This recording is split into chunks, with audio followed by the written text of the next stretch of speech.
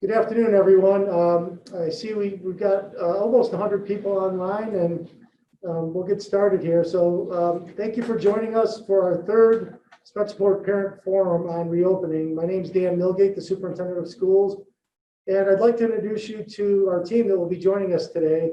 Over to my far left, I have Ty Zinkowicz, our Assistant Superintendent of Instruction. I have Mr. Tim O'Connor. He is our Director of Student Services. To my right, Megan Sarkis is one of our parents. She was on our facility, on our reopening task force. And all the way to the right is Corey Allen. He's got to get in the picture a little bit there. He's our Chief Information Officer. And he also was one of the task force co-chairs for us for reopening. Does a lot with our computers, our connectivity, making sure all that's well. And then finally, Jonathan Salzberg behind me. He's our Executive Director of Operations and Special Project, and also one of our reopening task force chairs. I don't see her yet, but Ms. Blosser is our interpreter today with us, so she should be popping on shortly for our interpreting services. So what I'd like to do is thank our district-wide reopening task force members, the Board of Education, and our administrative team for their tireless efforts in working on these plans. As you know, details and logistics continue to be developed and adjustments made based on any new requirements that we receive from the Department of Health or the Department of Education or the Governor's Office. Additionally, while we continue to provide Friday updates from the district and from each of our schools, we have also been making a coordinated effort to individually respond to questions and inquiries we receive from all of you. You will hear today how guidelines have changed even since Monday with the Department of Health and our work with developing our daily health screening application this past week. As I shared during our introductions, a number of the task force members are here with us today. A huge thank you to Megan Sarkis for joining us as one of our parent representatives. And what I'd like to do is at this time, Megan wanted to share some of her perspective and her experience with an update on the work of the task force. Megan? Thank you, Mr. Milgate. Being a member of the task force really allowed me the opportunity to see all the complexities that go into the decision-making for this academic year. The task force members represented a wide group of stakeholders and departments to ensure that all populations were represented and had a voice at the table. I truly felt that my perspective, not only as a parent, but as a full-time working parent, was welcomed and valued during these important discussions. In addition, responses from parent and family surveys and the enrollment intent forms helped to guide the work of the task force subcommittees. Concerns and suggestions from families were heard and addressed at every stage. And while I realize that this is not a one-size-fits-all solution, I want to assure fellow parents that every consideration was made to ensure the health and safety of our children while not compromising the high quality education we've come to expect as Spencerport parents. This learning situation, I understand, is not ideal for anyone this fall, but I have every confidence in our district administrators that they continue to have the best interests of our children as their highest priority. And I know a lot of you still have questions that remain, and the district has been working tirelessly through those questions daily.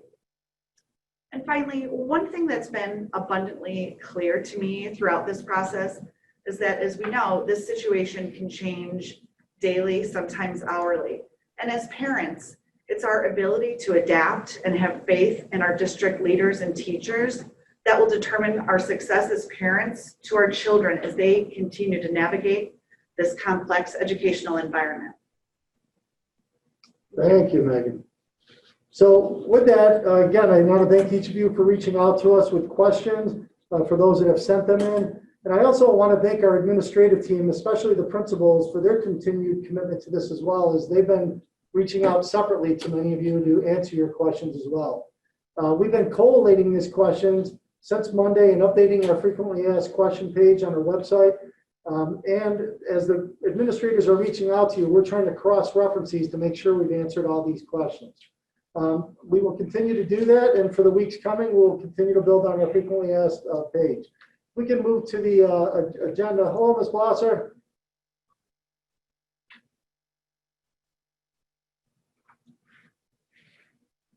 Thank you, Mr. Allen. The purpose of these forums is to continue to provide everyone with as much information as possible. Our forums will basically been 1 hour each with 3 20-minute segments divided as follows, as you can see on the screen. We've been providing an update with wherever we're at this point. Then what we do is we take all the questions that have been sent in to us in advance and then prepare answers for those with my colleagues here. And then finally, at the last part of it, we'll have a chance to respond to as many questions as you put in towards the end of the session in the chat feature on the Zoom program here. So our goal is to get through all the questions posed today, and if we are not able to do that, we will once again do what we said earlier. We'll take those questions, we'll make sure we blend them in on our website answers and or have one of our administrators reach out to you. So second, if you look at our webpage, this is the frequently asked questions page. This already looks different since this morning. Again, because as we refine our answers to questions and keep working on different systems and so on, we clean that up. So that's up there for your review, and we encourage you to go to that. And then the final reminder is that while this is our final session for today, you go to the next page there, Mr. Allen. We do have one final forum next week, and we designed this one to be with the principals from the schools to have representation at elementary and secondary. So because some of you don't have kids in both programs, we've set it up with a 10-minute transition so that if you want to go to one section or the other, you can. And we're going to do our best to modify our presentation around that. That's from 6 to 8 p.m. So to begin our session today, I would like to share some general comments first with respect to the work we need to do to complete in the coming weeks before we open schools for our students and staff. Please know that our #1 priority is absolutely the safety of all members of our learning community. And to that end, we will be providing answers to many of the questions that were posed around our protocols and systems that we've been putting in place with respect to safety. With so many procedures being developed, another key area of focus for us is going to be the training and the workshops around that, informational learning videos that we're developing to make sure that we're preparing people for coming into the buildings, even the visitors and the students and staff.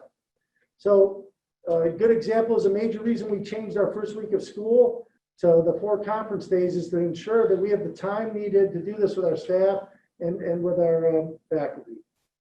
Along with that, we've been working with the administrative team on putting in extra supervision requirements and reinforcements efforts needed for this time. Many of the questions that you have posed are related to these efforts, and you will hear more about that today. So I'm going to have Mr. Allen go back to our PowerPoint. I want to thank our team of administrators and faculty that have been coordinating the student and faculty actors we have and some of the presentations that we've made for you and little vignettes. So let's take a look at an example of some of the things we're doing to try to help people be prepared for the opening of school.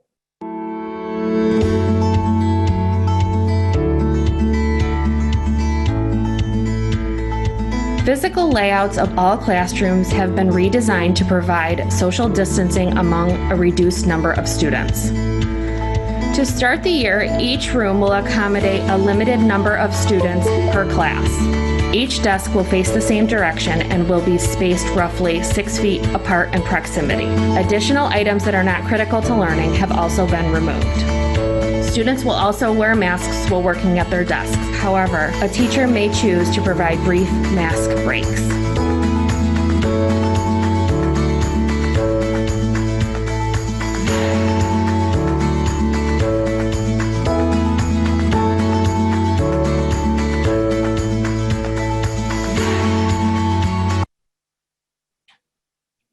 Well, thank you, Mr. Allen. So we plan to have a series of these, including vignettes around entering into the buildings and hallway movement and transportation and hygiene and cafeteria. You get the idea. And again, this is a way to help us in advance of people coming into the school district to know what it's going to look like and what to expect. One of those most frequently asked questions that we received this past week was really answered with the remote and hybrid group placements announced last Friday. Parents may find those placements in the campus backpack section of our Infinite Campus parent portal. Once we received all the enrollment intent forms last Monday and beginning on Tuesday, we needed a few days to run those groups in Infinite Campus, which you should have received last Friday. If you need assistance with how to access these pages, tutorials may be found on the main page of our website, along with the contact information for individuals that will provide support. In addition, any individual questions that you have should be directed to your building principals. Please remember that while we are reviewing the extenuating circumstances with grouping placements with our principals, our decisions are really influenced by maintaining a balanced level of students in our classrooms and buses with safety and social distancing in mind that I mentioned a little bit earlier. Related to that common question, another question that's really been asked quite a bit is around the ability to change from a full remote model to a hybrid model, or from a hybrid to a full remote model prior to that October 30th date that we have set. Again, to ensure the student safety and staff safety, our classrooms and buses are balanced at this point the best we can, and to support social distancing. With that in mind, unless a situation is truly extenuating and we can still meet those guidelines, we will not be able to honor changes from remote to hybrid. For those requests to go from full remote to hybrid, and they will be, to go to hybrid to remote will be easier for us to process. As we move into this next segment of the forum, I want to thank you again for submitting your questions in advance. Because many of the questions you submitted are very similar, we will focus on answering those questions first.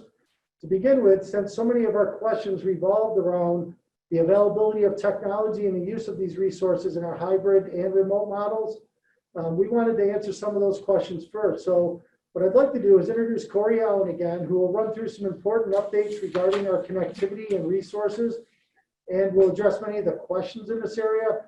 To begin with, though, he's going to provide an example of how quickly our information changes. So he's going to share with you our daily health screening tool that since Monday in our first forum, we now have a demonstration that's available that we put together of what that will look like. Mr. Allen? Thank you very much, Mr. Milgate. So what I'm going to do is I'm going to run through in just a quick overview of the Qualtrics screening that will be made available to students and faculty as a means of a daily health screening. So what you have up on your screen right now is text that will come in the form of an email and a text message to parents of students throughout the district. So each student across the district will have a unique email link. So this is similar, but not exact. I'll point out one difference because this is just a preview mode, but this is the first page, just an introduction to what the expectations and what the screening is. You will not need to provide an email address, as this will come to your email address. Again, this is just one of the unique pieces for the preview. First question, are you going to be on campus today? I am going to be on campus today. I will answer yes. If I answer no, it will take me to the end of the screen.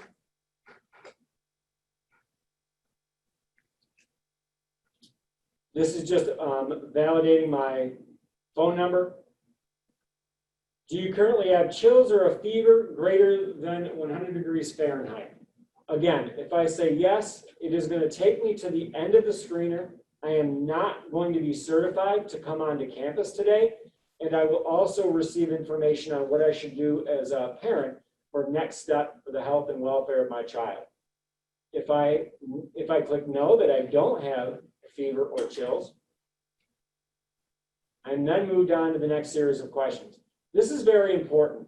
As we look at the heading of the question, have you had any of the following symptoms since your last screening or in the last 24 hours that are new or unusual to you? In that section, new or unusual to you is important in the fact that we're going to address many questions today in regards to seasonal allergies, known sicknesses, and those symptoms that might be comparable to those of COVID-19. So I looked through my list of symptoms. Clicking on any one of these is going to tell me that I'm not certified to come onto campus today. And then again, give me the next actions that I should take as a parent. So I'm going to hit none of the above. When I click none of the above, you will see that I've been approved to come in to campus today. Just very quickly, if I restart our experience, and I just click through the questions that I have already shown you, to really a very important question around my temperature, and I click yes, I do in fact have a fever greater than 100 degrees. Have you been tested for COVID-19 in the past 7 days? I have not. And then this is going to show me that I am not certified to come onto campus today and to please stay home. All right. Also, it asks me to stay home and contact my physician as well as the local Department of Health, and even gives me a link to do so. All right. So just again, as a reminder, what will happen as we start to roll this out to not only our staff and students as early as next week for more testing, parents will receive an email alert as well as a text alert each and every day, and the screener must be completed at home prior to students either being dropped off at school or being sent on the bus. All right, we again are going to address some of those questions later on today in the Q&A, but we are really hoping that through this web-based platform, students arriving at school will have already been tested and are cleared and certified to be on campus that day. So going back now to some of the frequently asked questions revolving around technology. First, we have a question in regards to student laptops. Are all students getting upgraded laptops? Students at K-5 will be asked to return their current laptops in exchange for updated devices. So if students in K-5 received a device in the spring, we're going to ask them to bring that back onto campus and have that swapped out for a newer and refreshed device. Students entering 6 and 9 will also receive updated laptops, as those are our points of contact for replacements, where grades 7, 8, 10, 11, and 12 will keep their existing assigned devices. Now, distribution schedules for not only remote students, but also hybrid students will be announced by building principals in the weeks to come. Is Wi-Fi available for remote instructional days? Yes, the district is currently working with families who indicated on the enrollment intent form that they do not have Wi-Fi in their homes. The computer services team is working with those families to ensure that they have that connectivity before the first day of school. Will students need a printer at home? No. The majority of the work that will be assigned will be in digital format, and there will not be a need for a printer. Will new laptops be issued to 8th grade students? No. Again, at grades 6 and 9, we will distribute new laptops. Again, those are our touch points for distributing brand new devices for students. Would the district put the link to the technology help desk on the home page, please? Families can contact the help desk at 349-5106, and this number has been added to the district homepage. And while we received many questions in regards to technology, really they were variations of those questions that I just shared with you. Thank you, Mr. Milgate. Thank you, sir. Next, Jonathan Salzberg will share some of the important questions that were posed that involve our operations departments, like the general safety programs, protocols, lunch programs, transportation, and masking. Jonathan? Thank you, Mr. Milgate. As he stated, we have received a number of questions that affect departments under the operations umbrella. For instance, we received a few questions about cleaning, barriers, and social distancing, which I will address first.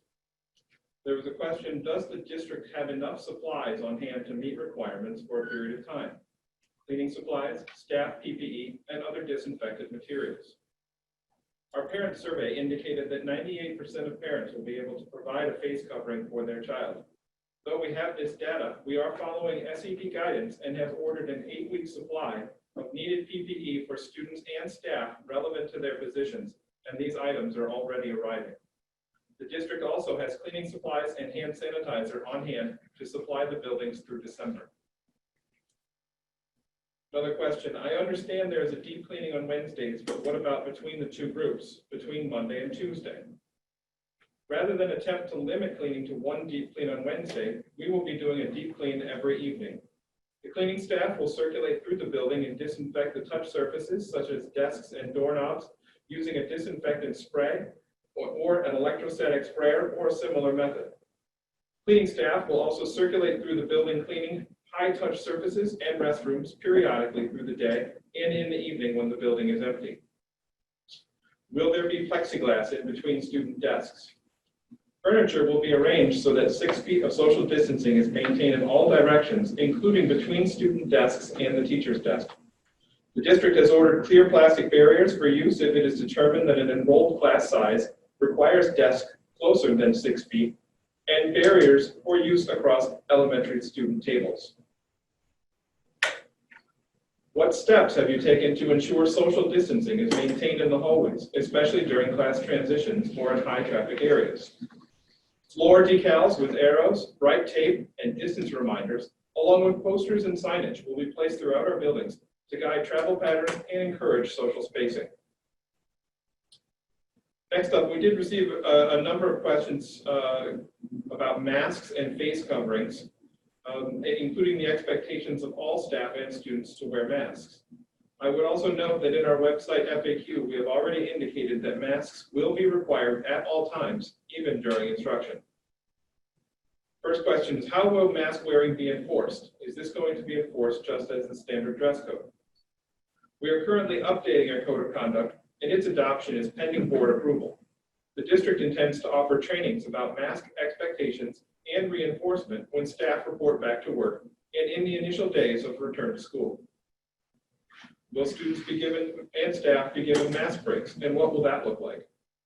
We understand the importance of mask breaks and are currently working on plans for implementation.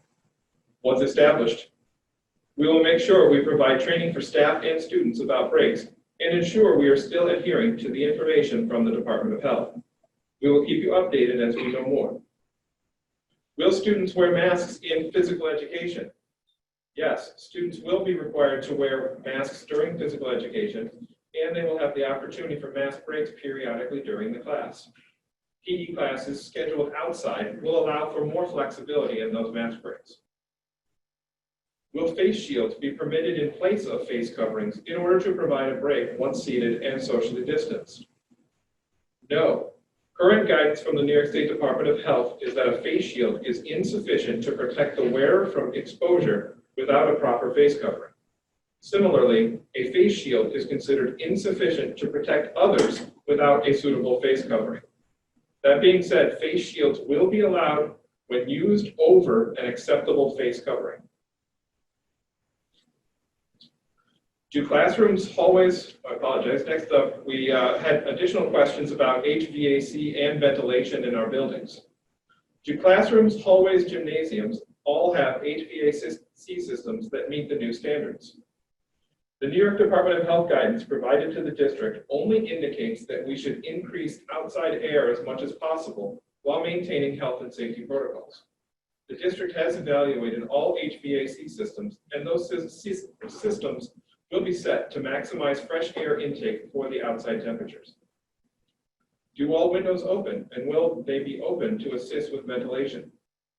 Most classrooms across the district have functional windows in which staff are encouraged to improve ventilation unless this introduces a health and safety risk, such as allergies or a potential fall. Will the use of fans be permitted in the fall? Our current understanding is that fans may only be used to exhaust air to the outside and not as a means of blowing air across people, as this could spread the virus. However, we have submitted this question to the New York State Department of Education for further guidance. Next up, we have two questions on the transportation. When will we notified of the school bus schedules. The transportation department is currently creating the school bus routes, and the times will be communicated when the bus passes are sent out. This process has been delayed due to the creation of the hybrid system student groupings. We will get these out as soon as possible. Will remote families be able to request bus transportation in October if changing to hybrid or full in-person instruction? Yes, we will be developing a survey or process in early October for parents to complete, allowing enough time for our transportation department to balance and reroute as needed. And finally, there were a couple questions regarding lunches and lunch rooms, especially at the middle school and with respect to seating and spacing. Each building is laying out furniture to maximize student seating while still maintaining 6 feet of social distancing in all directions. This will affect each building differently. For example, at the high school, the plan is to have seating in the west cafeteria and the west gymnasium so as to have enough seating during the lunch period. The middle school will use the cafeteria and seats will be spaced 6 feet apart and clearly marked for students. At the elementary level, the buildings are laying out tables and reconsidering lunchtime so that students will be able to eat lunch in the cafeteria. In all places, students will be able to speak to one another, but spacing will remain at 6 feet, so barriers would not be required. Thank you, Mr. Milgate. Thank you, Jonathan. So our next area is about health and safety of our students and the scheduling process and the protocols that we're influenced by from the Department of Health. So Mr. O'Connor is going to share some of that information with you. Great, thank you, Mr. Milgate. Good afternoon, everyone. As we mentioned during the community forum on Monday, we certainly appreciate all of the thoughtful questions from the community focused on the safety and health of our students. We also appreciate the opportunity to answer them this afternoon. As we have engaged in conversations with the reopening task force and other members of our learning community, we certainly have seen themes around health and safety questions. We have made an effort to answer those common questions on our website. Our hope is to provide further clarity on questions that were posed at the forum on Monday and also the questions that we have received throughout the week. Additionally, since our last forum, we have received additional guidance from the County Health Department, and I will capture this new information in our response to some of the commonly asked questions. As Mr. Allen had shared at the beginning of the forum, we have received a number of questions about the symptoms and the symptoms related to COVID-19 and the impact on individuals who may have or be symptomatic. So the first question really is aligned and targeted to the question around symptoms.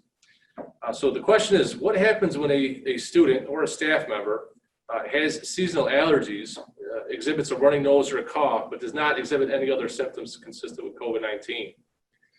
Well, in a case like that, we really have to look at the state guidance and the Monroe County Department of Health guidance. And that indicates that when a student or staff member presents with symptoms consistent with COVID-19, either during a health screen or when the student presents with symptoms requiring a visit to the school nurse office, unless the district has documentation from a provider regarding a chronic illness that aligns to those symptoms, the child or staff member must be isolated and sent home. So therefore, if there is not documentation of a chronic illness, the child is required to be sent home. And then the child could not return to school without, at minimum, documentation from a healthcare provider, a negative COVID-19 test, and also symptom resolution. So similarly, we've received questions about what happens or what is the process if a teacher or a student tests positive for COVID-19. And once again, we rely heavily on our partnership with the Monroe County Department of Public Health. If we were to receive that unfortunate news that a student or staff member were to test positive for COVID-19, it is the County Health Department that will take the lead on the school district's response to a positive test. Obviously, we would collaborate with the Department of Health on matters such as contact tracing, quarantine, and isolation efforts. But it is the Department of Health that will respond and perform a thorough investigation for that confirmed case. This includes evaluating each COVID-19 positive case on a case-by-case basis and providing recommendations to the district regarding a plan of action.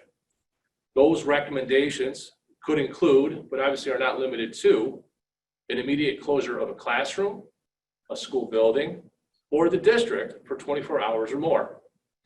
The Department of Health will notify the superintendent or designated personnel for all mandatory quarantines for students, staff, and faculty only after notifying those individuals and families first.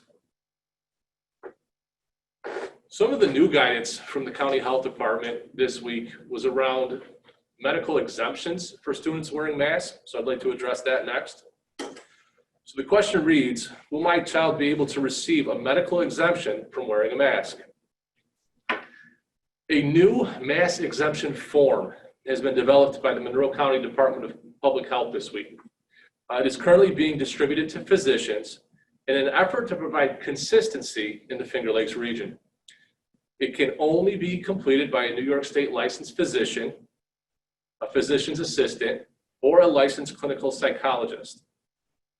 Currently, the acceptable diagnosis to justify a mask exemption include a previously documented neuromuscular disorder that makes it difficult for the child to remove a mask themselves, a child with a previously diagnosed severe developmental or behavioral problem, or a child with a diagnosis of serious emotional disturbance, or with other significant mental health problem currently in the care of a behavioral health team, and it is believed that by this team, wearing a mask would lead to worsening emotional harm. If the district were to receive this form from a physician, it will be reviewed and accepted or not accepted based upon the district's medical director. So in addition to questions around health and safety, we've also received some questions around student schedules. So I'd like to describe the process that was used for dividing students into our blue learning groups and our gold learning group. So the question is, what was the process used to create the blue and gold groups in the hybrid learning model? So as you recall, the district sent out an enrollment intent form, and it was the results of that enrollment intent form that was used to determine our students who have selected the remote learning option and then the hybrid model. So once our remote learning students were identified, and we had also placed our students in the Spencerport group and the Ranger group based upon their academic program, this left the students that needed to be scheduled into the blue and gold hybrid groups. We then used Infinite Campus to balance these groups and to keep siblings in the same household together so that they had the opportunity to attend school on the same day. To do this, Infinite Campus balanced each seat in each course section or classroom. And if a family had siblings in multiple schools, it was the oldest sibling's schedule that would be balanced first. And this could be up to 8 sections that would need to be balanced at the secondary level. And then younger students were attached and then balanced from there. This was done in an effort to maintain smaller groups to assist with the district in adhering to the social distance guidelines within the classroom and the school bus. So once again, we appreciate the questions from our community, and we ask that you please continue to reference the frequently asked section of the website. Thank you, Mr. Milgate. Yeah, thank you, Mr. O'Connor. Finally, Mr. Zankowicz, our Assistant Superintendent for Instruction, he will provide a summary of the questions asked that were related to our instructional program and the delivery of services in the hybrid and remote learning models. We know this is a large part of the work that we have to continue to do, and we're diligently working on that with our administrative team and our teachers union on some important details with our instructional models. Thank you, Mr. Milgate. Good afternoon, everyone. Thank you so much for joining us today. My portion of the presentation is going to be divided into 4 different parts. I'll provide a quick overview of where we stand from an instructional standpoint. I'll provide some information about our remote learning approach. I'll also provide information on the hybrid model. And last but not least, I'll provide some updates on our students with disability. So to provide you that overall perspective of where we stand right now, you know that what we do in terms of our curriculum, we have to adhere to MAPS in order to ensure that all of our students are on the same page. So it doesn't matter if a student selects the hybrid model or remote model, they need to be on the same page. We know, though, that with instruction, it's going to look a little bit different. We're very, very fortunate that we have such talented teachers here in Spencerport who are able to deliver that instruction to support your children. And last but not least, one of the main differences from the spring to the 2021 school year involves assessment. You may recall back in the spring, we simply provided feedback and not necessarily getting grades to your child. This will change for this year as we assess their progress throughout the school year, as we then provide parents that feedback via the quarterly or trimester report cards.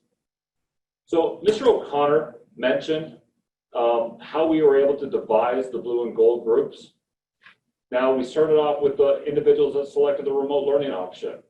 Currently, as it stands, we have about 15% of our parents selected this option for remote learning. Question was asked about the school hours, if those will remain the same. The answer is yes. The high school will continue to start at 7:25 in the morning and end at 2:10 in the afternoon. Cosgrove's Day will begin at 8 a.m. and conclude at 2:50 p.m. And at the elementary level, schools will continue to start at 9 a.m. and end at 3:30. Some questions were posed about our transition years, specifically kindergarten, 6th, and 9th grade, what those orientations will look like. There will be a combination of both live and virtual options. So the week of August 31st, we'll take our 6th grade orientation and our freshman orientation will take place. Mr. Santola and Mr. McCabe will be providing information about those two orientations. Obviously, we're going to have more frequent, higher numbers of orientation in order to maintain the social distancing, but there'll also be a virtual component as well. For our kindergarten orientation, that also will be in person, and the elementary principals will be providing information to those incoming kindergarten students and their families, what it will look like, but ask that families with kindergartners hold September 10th, Friday, September 11th on your calendars, because those when those 2 dates will take place. The question was asked, will hybrid and remote students have the same teacher for instruction? At the elementary level, they will not have the same instructor, but at the secondary level, they may have the same teacher. Now, as we provide some more information about remote learning, question was asked, will remote students have specific times to be on a Zoom for a live teaching during the school day? The answer is yes, and the answer is no. It is yes, because we're providing that live, synchronous opportunity for all of our students, but we also understand we have to plan for equity.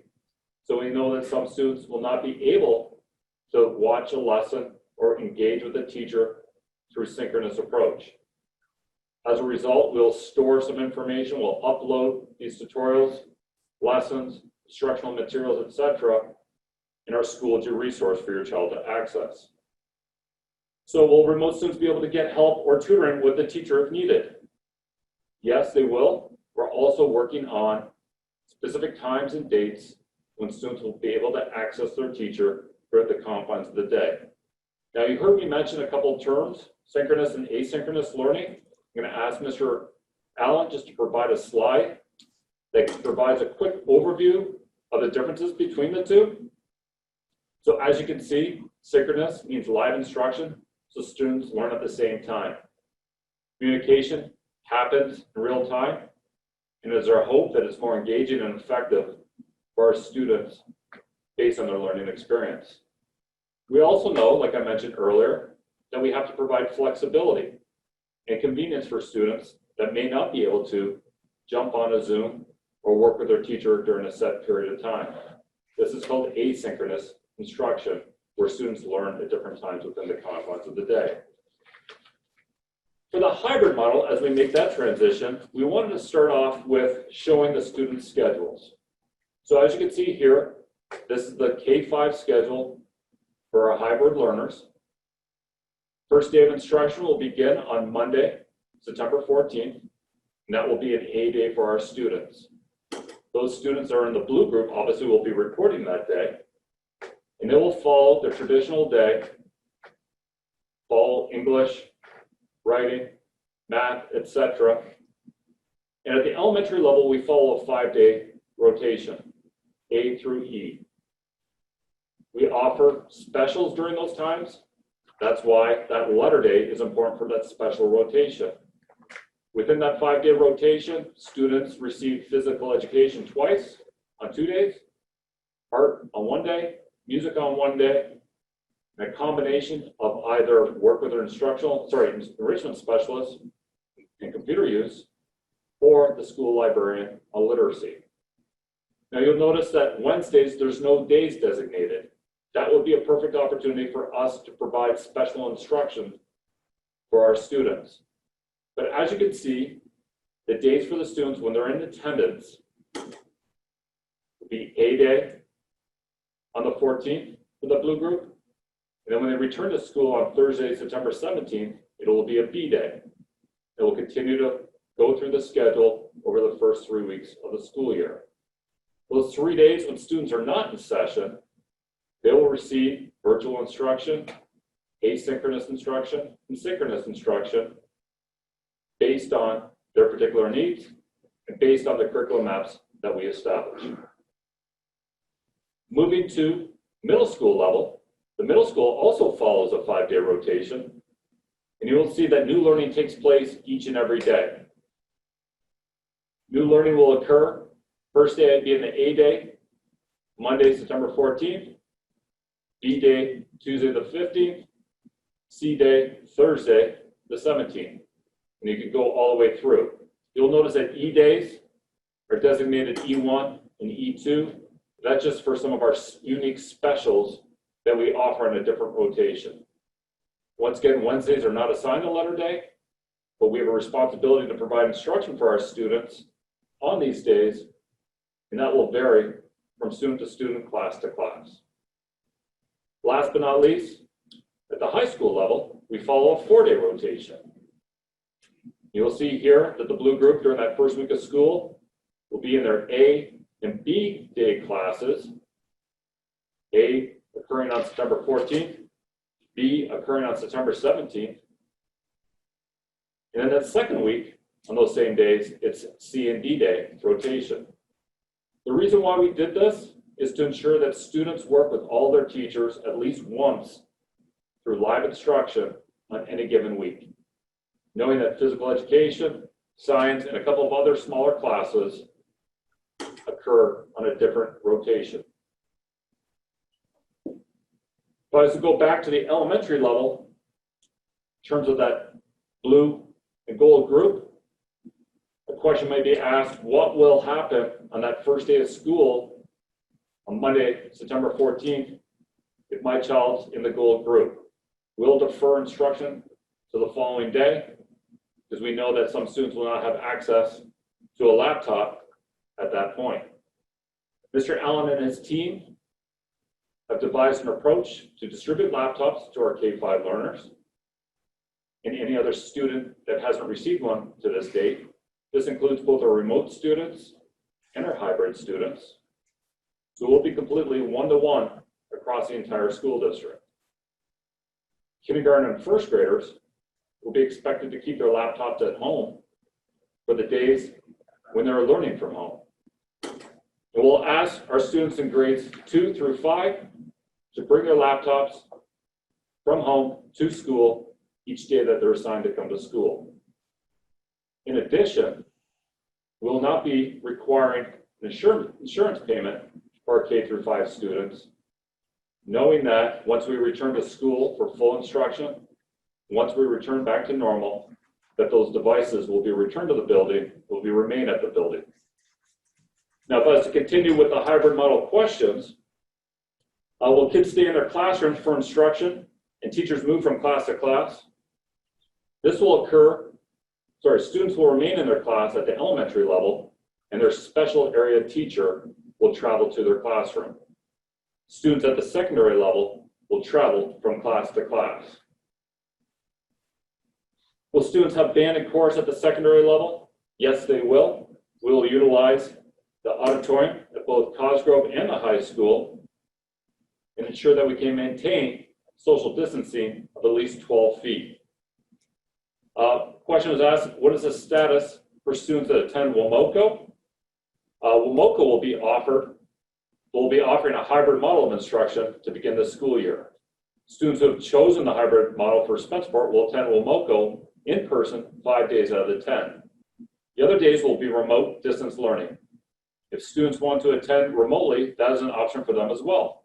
There will be an AM session and a PM session like a normal school year. Students will have the option of driving to Wamoco in their personal vehicles. This will occur only for the 2021 school year, or while we're still under this model.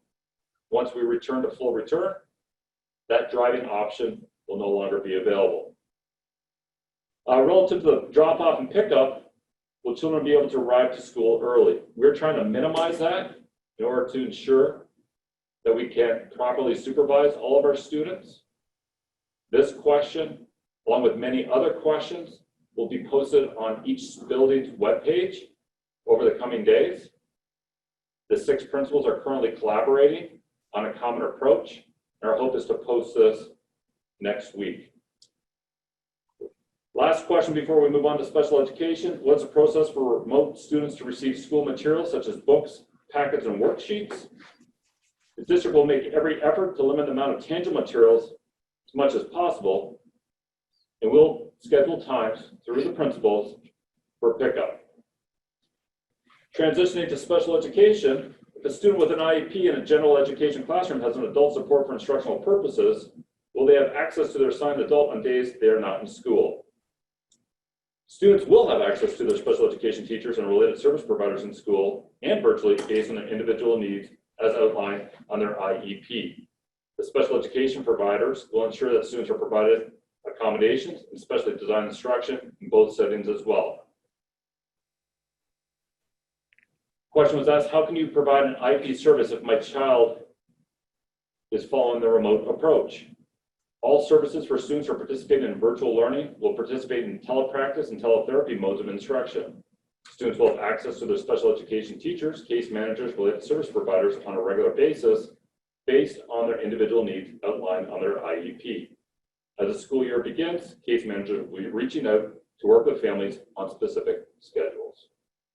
I know there's a lot more questions in terms of instruction, and our hope is to provide this information to you on our website under the frequently asked questions section as they come to fruition. Thank you, Mr. Milgate. Thank you, Mr. Zinkovich. We know that's a lot of information, and you still probably have questions. As a reminder, principals and directors will continue to reach out to parents, and if at any time you have a question, please be sure to reach out to your building principal. At this time, I would ask that Corey Allen provide us a quick summary of how we will work through the questions that you've been putting into the chat room up here in the Zoom. Again, we will collect all the questions and we'll combine them with our other frequently asked questions on the webpage that we looked at earlier. And to be respectful of your time, we were hoping to have about 20 minutes, but it looks like we got just under 30 questions. Some of them are similar, so if we're able to get through all of them today, this will be our first group that we've been able to do that with. So, Mr. Allen, do you want to get us started? Absolutely. Thank you once again for submitting your thoughtful questions. We're going to go through these one by one, and if you do not hear us answer your question, it's quite possibly because it's very similar to another question, and we'll do our best in the time allotted. So going with the first question, I was wondering if a child kept home due to potential COVID symptoms or any other reason, will be able to follow the remote learning schedule and check in with their teachers in a way that they will be best be absent and have to catch up the next time they're in those classes. So essentially, will a student staying out due to COVID symptoms be able to touch base with their students, their teacher remotely? Correct. If it's for an extended period of time, we may ultimately move those students to the remote group, and they will have access similar to their peers at that grade level. In terms of the question, will families be notified if their assigned teachers are taking a leave of absence and a sub will be in their place? We'll follow our normal protocols. For instance, if there's a maternity leave, principals typically just notify parents of a change and announce the new teacher that we've hired to serve as a substitute teacher. There's a good question around snow days and how they will be handled. If we do have snow days, that will help us with moving our conference days to the beginning of the year, and we will most likely have remote learning on that day to count it as an attendance day. But similar to last year, like we did with spring break, I'm sure it'll be some kind of modified program with asynchronous learning. Another question asking, are we not cross-contaminating by having the blue group Monday, Thursday, and the gold group Tuesday, Friday? Jonathan? So I don't believe we're cross-contaminating because we will be conducting a deep clean of the classrooms and the building every evening. In the same vein, some districts are doing on a Wednesday. Instead of doing it just on a Wednesday, we will be doing it every evening, and there should be less risk of any cross-contamination. Thank you, Jonathan. The CDC defines COVID symptoms as things such as a runny nose. Are we to assume that anytime a child has a runny nose or a typical mild cold-like symptom, they will be quarantined and sent home? I think this falls in line with a lot of the questions that we get around being symptomatic of any illness and having those symptoms be consistent with COVID-19. This is obviously an area of discussion that our local providers are having as well.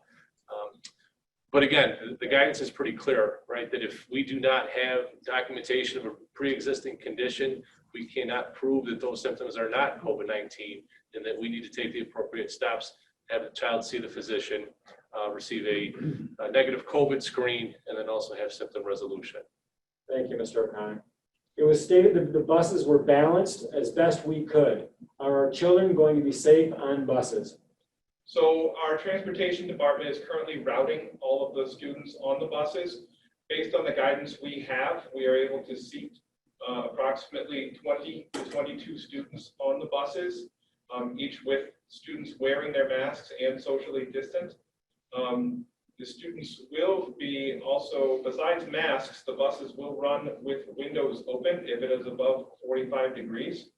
In addition to that, the drivers will be disinfecting and cleaning seats and the bus itself after each morning route and after each evening route, as well as disinfecting with the Protexis electrostatic sprayer twice a week. So we believe of the cleaning protocols that we have in place will keep students safe. Thank you very much. Two on Jude. quality of the video. Do the non-hybrid students have to complete the health screening? Is this also a way of taking attendance? At this point, at the onset of the school year, students who are completely remote will not need to take the healthcare screening unless, of course, they are coming onto the campus for another reason. So just for instance, if we were able to open up with some more normalcy in the future, at that point, students coming onto campus, all students coming onto campus would need to fill out the screening.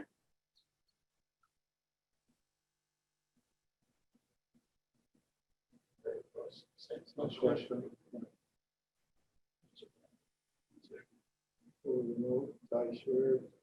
We have a question. Will we be asked to pay the insurance for our device for our child in elementary school? As Mr. Zinkovich indicated, no, students or parents at K-5 will not be responsible for signing up for insurance.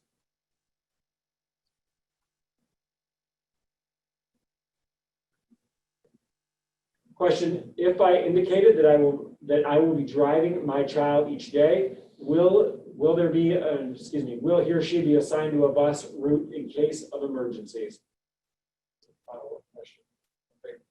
If you've indicated that you know the student would not be routed on the bus route, we are trying to route for a little extra capacity in case of emergencies. However, that would need to be discussed between the building principal and the transportation department.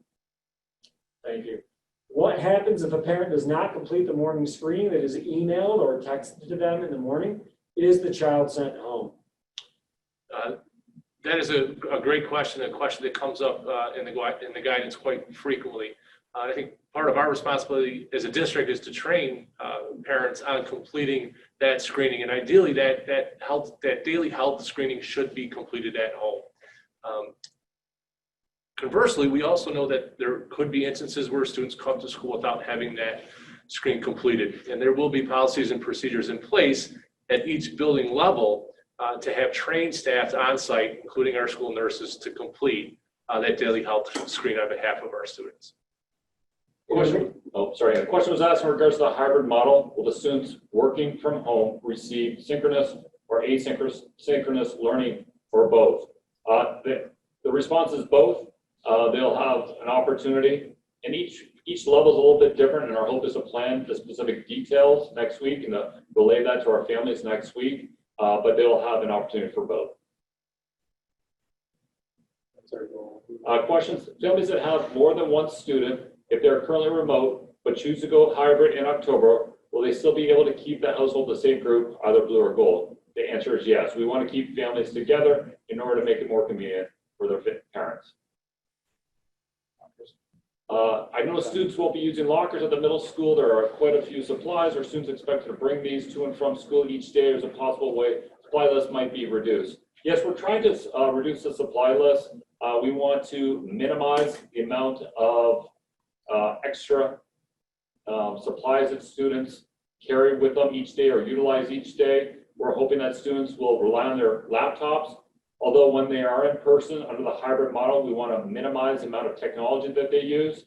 But overall, we're trying to minimize supplies.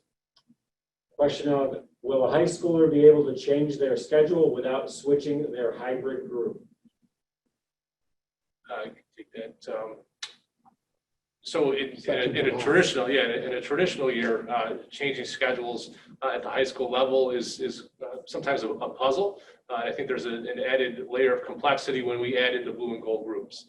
However, we have obviously a very talented team of counselors. So if you do have any question about switching a schedule once the school year it starts, the advice would be to work with your administrator and the counselors at the building level to see what can be accommodated. The questions around picking up your children after school, if you chose not to use the bus, the elementary principals are working together to have a common process, and it really, each building's a little bit different because of the layout of the buildings, but probably some sort of staggered schedule for parents coming in because of the number of parents asking for that. Again, it's a work in progress, but we'll get information out. I believe Mr. Zinkowitz said as soon as possible next week or the week after. So the question was asked, what measures will be put in place while the students are traveling throughout the hallway to different classes at the high school level? As you know, our high school periods are 80 minutes in length. Traditionally, we have an advisement period. We are suspending advisement until further notice, and we're going to utilize that time to extend the amount of passing time that students have in between their classes. Our hope is to possibly stagger when students are released from their class to go to their next class period in order to minimize the amount of traffic in the halls. We'll also have supervised hallways, and students will be encouraged, because they won't have access to their lockers, to travel to their next class. Question in regards to, will there be anything done for band students who are completely remote? For our advanced students that are completely remote, those would be more individualized lessons with their music teacher. Did you talk to Mr. McCabe about this? Question, how much of each remote day will be synchronous learning? That's going to vary from level to level. We're still finalizing some of the details, and our plan is to release the specific information next week. Question in regards to remote and hybrid group will they have different teachers? Will the remote? Yes, there's a possibility at the elementary level that if you switch from remote to hybrid, that you may have a different teacher. Class at the secondary level will remain intact. Cosgrove will continue to have 50-minute class periods, and the high school will continue to have 80-minute class periods. In terms of, will students be following their schedules on remote days? Do they need to log in to class live? Once again, the students will have that option either to follow through a synchronous model, or based on convenience, they can always log into Schoology at a later time and pick up the lesson of what they missed. Question in regards to substitute teachers in multiple buildings and what to do if the substitutes are diagnosed with COVID-like symptoms. So with this question, I think we go back to relying on the Monroe County Department of Health, the Monroe County Department of Health, and follow their lead in terms of contact tracing and action plans. I think it's also important to remember that close contacts right now is defined by the state Department of Health are those individuals who are within 6 feet of each other for 15 minutes at a time or longer and unmasked.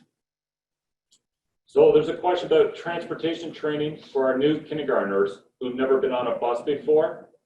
Those dates that I mentioned earlier for kindergarten orientation, which will be held on Thursday, September 10th and Friday, September 11th. A bus will be on site at each one of our elementary schools, and a portion of that orientation will involve students getting on, sitting down on the bus, and then getting off the bus. For students driving themselves and possibly friends to school, are there any rules for parking spaces and coming in and out from the parking lot? Those are one of those items that the high school team will post on the website in order to provide some additional information and guidance to our students. That first 2 days of school for both our blue and gold students, we'll be going through all the safety protocols in terms of what the expectations are in order to ensure that our students are safe and healthy. So is there any aspect of the daily screener that pertains to the home exposure to COVID positive individuals or home contacts that are symptomatic but not tested to account for the asymptomatic carriers? Yes, one of the questions of the screener is, have you been in contact with someone who's tested positive or displays COVID-like symptoms? Good question. We haven't talked about that. We're looking at a few questions here that are probably going to be better answered by the principals next week because there's just some things we're working on with them. So if you don't hear your question read, that's one of the reasons why. Reading. Look at that.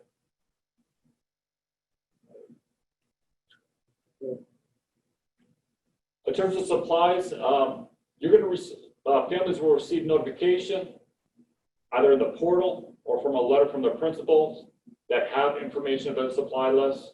Once again, we're trying to minimize and streamline the amount of things that families would need to purchase that ultimately students will then bring into school. So we are moving into the district shortly after school year. We will be transporting up until that time. How quickly will my child be able to be assigned to a bus route, and how quickly will it take effect?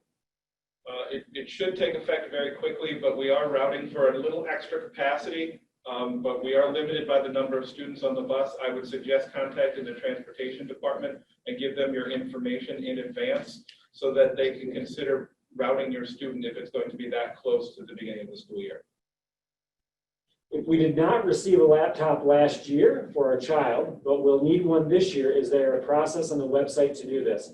Students who did not receive a laptop last year, but need one this year, will receive one dependent upon grade level, at the first day of in-person instruction.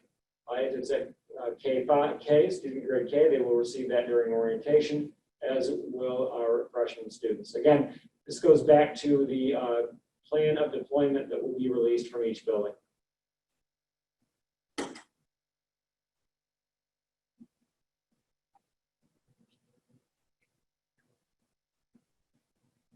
Both group first day one is asked about.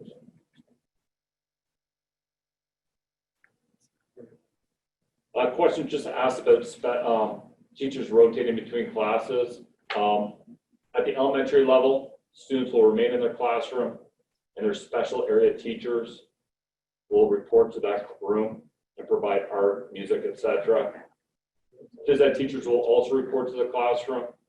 However, they will then escort their students outside, hopefully, or to other large areas where social distancing can occur. At the secondary level, students will be able to travel from class to class. Okay. I think we're good. We ran a couple minutes over, and there's only a few questions that we didn't get to, but again, we were trying to look at those that were similar questions or ones that we know our principals will be addressing next week or with phone calls. So this has been very helpful for us, and we thank you again. Thank the panelists that are here with me today and them helping us address the questions. As a reminder, the final forum we will have is next week on Wednesday, the 26th. Again, that's the one with the principals. We'd like you to join us again if you can make that one. And thank you again today for joining us. We appreciate your questions, feedback, and patience as we prepare for the upcoming school year.